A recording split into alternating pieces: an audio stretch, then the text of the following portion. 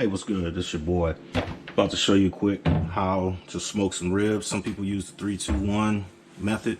I'm gonna show you my method here for getting some nice tender ribs.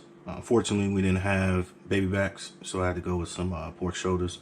So basically, you want to go ahead and season it. All right, I use my signature blend of spices, whatever you want to use. All right, you can use that. And then I coat it with my signature blend here. This is just if you will call it a wet mop. And then this will be the dry, right? So not supposed to mix dry and wet, but I do. And this is basically my own signature blend, but you can use apple juice, right? Here, we're in Japan. This is the best apple juice to use. This Q, I call it Q, don't know how to pronounce it. But for some reason, the apple juice is much better. But if you don't have that, you can use the Mott's, all right? All right, so when you season it, you want to get it on there liberally, all right? Get it all on there, okay? And then the trick is you want to marinate your meat for at least 24 hours, all right? At least 24 hours. And then you're going to flip it over, do all the sides, all right? I already did this, so I'm not going to do that again. And this meat has been marinated for exactly 26 hours, 26 hours, all right? So now we got to see. Okay, now some wrap their meat, throw it on there, some put it in the oven, whatever the case may be. But today we're gonna throw this on the smoker, all right? Got an Oklahoma Joe smoker that's already been pre-seasoned. And I'll go out there and we'll take a look at what we did out there. But put the shoulders on a rack, and this whole rack is just gonna go right on the smoker. So I did spray it one more time with my signature concoction here, apple juice basically, okay? One of the key things is you wanna make sure this is cold every single time, okay? So after you spray it, put it back in the fridge, and then we're gonna spray it periodically throughout its cooking time. All right, let's head on out to the back. All right, now we're back out here in the backyard. Again, using Oklahoma Joe smoker. Right now, temp inside is 165, all right?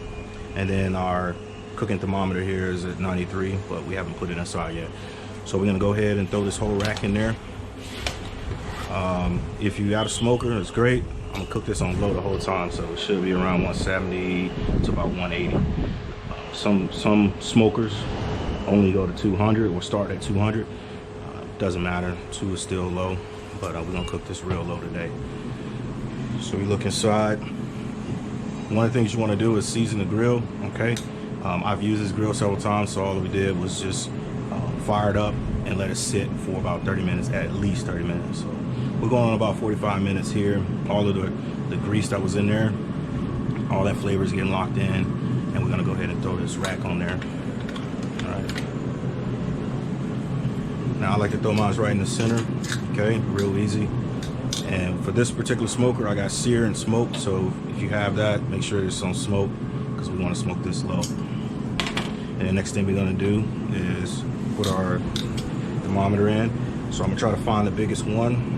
Okay, the one with the most meat on it, and then I'm gonna slide that in there. So even with the marinade, it's already tearing apart already, just sitting for 26 hours. All right, so we're gonna throw that in there.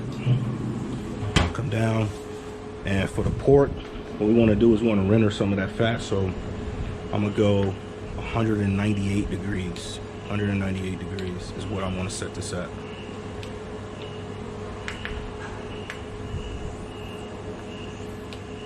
Okay.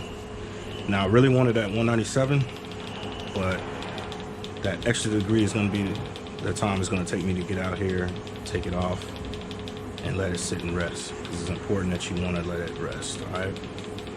So again, 197. That's the temperature I want to go for. Okay. Set that.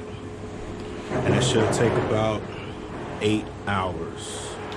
So I'm gonna go ahead and throw 8 hours on here on this timer. Done.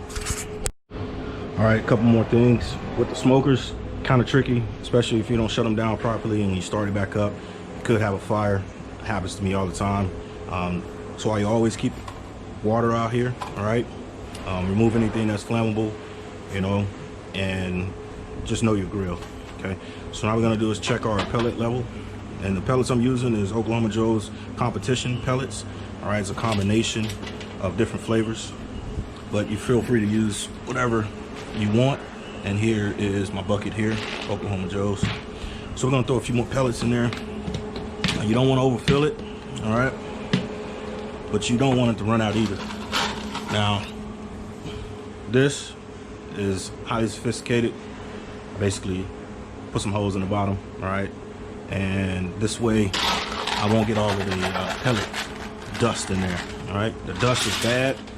That's what's gonna cause a lot of the residue and flame up some fires that we don't want. So you wanna try to minimize as much wood dust as you can in there, all right? We'll come back and check on that. It'll beep once it hits temp. It'll beep once it runs out.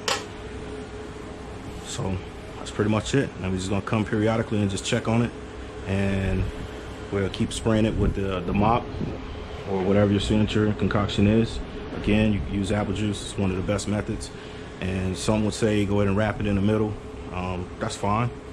I'm not, and it's still gonna come out just as good. All right, appreciate y'all tuning in. Thanks. All right, so we're done. Time to go ahead and take them out, let them rest. It's important at this point that you go ahead and let the meat rest for at least 30 minutes before you cut into it, so you can let the juices recoagulate. All right, so go ahead and throw that right there. Looking good. All right, so look, we just pulled them off the grill. I had a little technicality, so the last video didn't take, so we're gonna go ahead and make another take. I got my Mercer bread knife right here, and we're gonna go ahead and cut into this one. I already cut into with the Mercer bread knife, so I'm gonna cut another piece right here just to show you how tender that is. Look at that.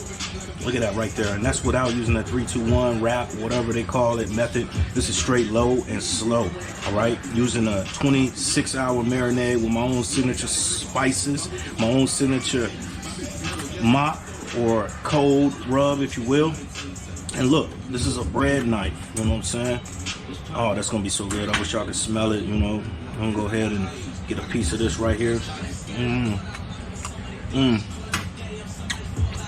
And I had to throw the Lawry's on there. I had to throw the Lawry's on there. 25% less sodium though, you know. Okay, throw a little of that on there. Maxing it, maxing it. I put these up against anybody's right here. Look at the bark on there. Look at the bark. And then look at the inside. With a little bit of red. That's good. That's good. We want a little bit of red. You know what I'm saying? Got a little bit of fat on there. Again, we cook these to 198. You know what I'm saying? Just to render some of that fat. If you want to get rid of all of the fat, 201. 201 is the magic temp, but I like a little bit of fat. And those wings turned out good too. Look at those wings right there. That was on the open flame right there. I appreciate y'all tuning in. You know what I'm saying? Hopefully y'all learned something. Hopefully you took something away from this. Again, this is my method. Just to prove you ain't gotta wrap them. You ain't gotta put them in the oven.